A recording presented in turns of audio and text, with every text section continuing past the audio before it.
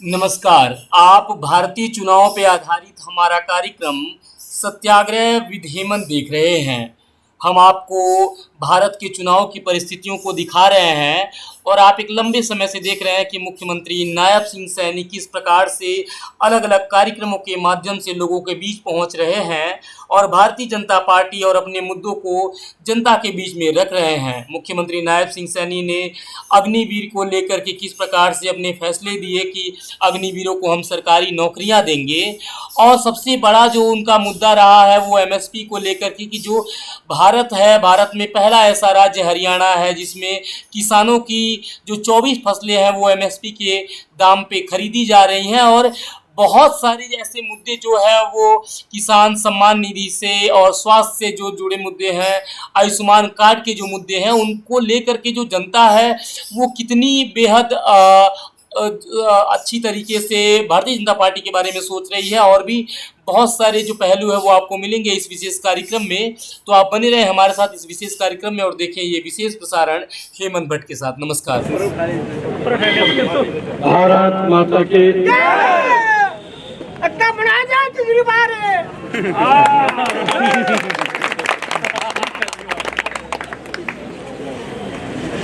हमारे आज के कार्यक्रम के आयोजक हिम्मत सिंह जी, जसवंत सिंह जी, पवन कुमार जी,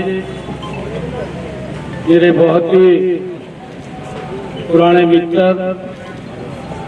राजस्थान से हमारे राज्यसभा के सांसद राजेंद्र गहलोत जी आज यहाँ पधारे हैं, और हमारे नगर पालिका लाडवा की चेयरपर्सन साक्षी खुराना जी, ओबीसी मोर्चा के हमारे पदाधिकारी वरुण सैनी जी, दीप सैनी जी, रामचंद्र जी, अरुण जी, हमारे मेघराज सैनी जी पार्षद लाडवा, त्रिलोक जी, बंटी जी, प्रदीप जी, विकास जी, नरेंद्र सिंगला जी, चिराग गोयल जी, अमित खुराना जी, मंडल के हमारे अध्यक्ष परवीन पांचाल जी, सन्नी कालड़ा जी, राजकुमार जोगी जी, और उपस्थित लाडवा की सरदारी, आप सबको मैं दोनों हाथ जोड़ करके राम राम करता हूँ, प्रणाम करता हूँ। चुनाव चल रहा है, मात्र एक हफ्ते का समय शेष बचा है। 5 तारीख को हम सब ने अपना मत देना है।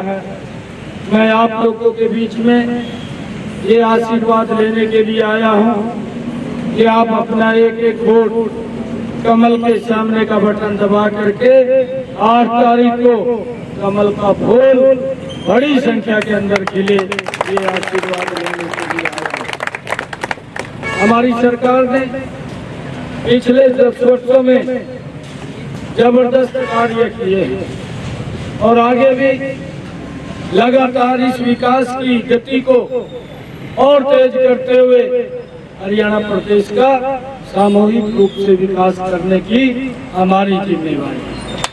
हमारे शहर लाडवा में ये बाईपास बनाने की बात हो या हमारे अन्य कोई और भी लाडवा की कोई समस्या होगी, उसको प्राथमिकता के आधार पर पूरा करने का जिम्मेवारी ये हमारी है। हमने अपने संकल्प पत्र में भी कहा है, कुछ संकल्प हमने लिए हैं और हमने कहा है कि 8 अक्टूबर के बाद जब ये सरकार बनेगी तो हरियाणा प्रदेश की महिलाओं को हर महीने 2100 रुपया देने का काम ये हमारी सरकार करेगी। हमने ये भी निर्णय किया है, अभी जो लागू हुआ है, मैंने पिछले दिनों सरकार में फैसला लिया था कि जो हमारी माताएं बहनें हैं उनको गैस का सिलेंडर 500 रुपए के अंदर उपलब्ध हो रहा है। ये निर्णय हमने किया था, इसको भी हम जारी रखेंगे। हमने हरियाणा देश का पहला ऐसा राज्य जो अपने किसान की जो भी फसलें एमएसपी पर खरीदने का काम ये हरियाणा सरकार करेगी। ये भी निर्णय हमने ये भी किया है कि जो आयुष्मान कार्ड है, चिरायु कार्ड है, जिसके ऊपर 5 लाख रुपए का अपने इलाज के लिए खर्च कर सकता था, अधिकार था, अब उस अधिकार को भी बढ़ाया गया है। अब व्यक्ति 10 लाख रुपए तक खर्च कर सकेगा। ये भी निर्णय हमने लिया। हमने ये भी निर्णय लिया है कि जो हमारे बुजुर्ग या माता जिनकी आयु 70 साल से ऊपर हो गई है, ऐसे सब माता बुजुर्ग को 5 लाख रुपए का अलग से आयुष्मान कार्ड देने का काम आने वाले समय के अंदर 2 लाख युवाओं को बिना पर्ची खर्ची के हरियाणा सरकार में नौकरी देने का काम भाइयों, बहुत सारे ऐसे कार्य हैं जिनको लगातार 8 अक्टूबर के बाद आने पर हमारी सरकार करेगी। हमने ये भी फैसला लिया है कि जिन लोग परिवारों की आय 1,80,000 रुपए से कम है, ऐसे परिवारों के छत के ऊपर 2 किलोवाट का सोलर पैनल लगाने का काम भी हमारी सरकार करेगी। ये भी निर्णय हमने किया।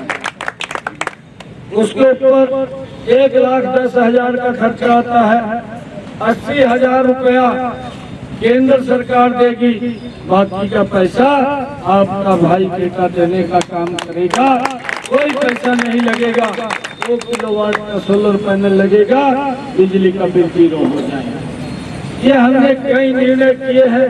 आने वाले समय के अंदर इसका लाभ हमारे हरियाणा प्रदेश के लोगों को मिलेगा। मैं आज आप लोगों के बीच में यही आशीर्वाद लेने के लिए आया हूँ। एक एक वोट आप कमल के बटन को दबाएं। मैं आपको विश्वास दिलाता हूँ, आपका स्वयं का काम होगा, आपके मित्र का किसी का काम होगा, आपके रिश्तेदार का कोई काम होगा, उसको प्राथमिकता के आधार पर पूरा करने की जिम्मेवारी ये हमारी है। आपको इतनी संख्या में आज आप आए हैं, आप सबका मैं बहुत बहुत धन्यवाद और स्वागत करता हूँ। भाई नायब सानी जिंदाबाद, नायब सानी जिंदाबाद, नायब सानी जिंदाबाद।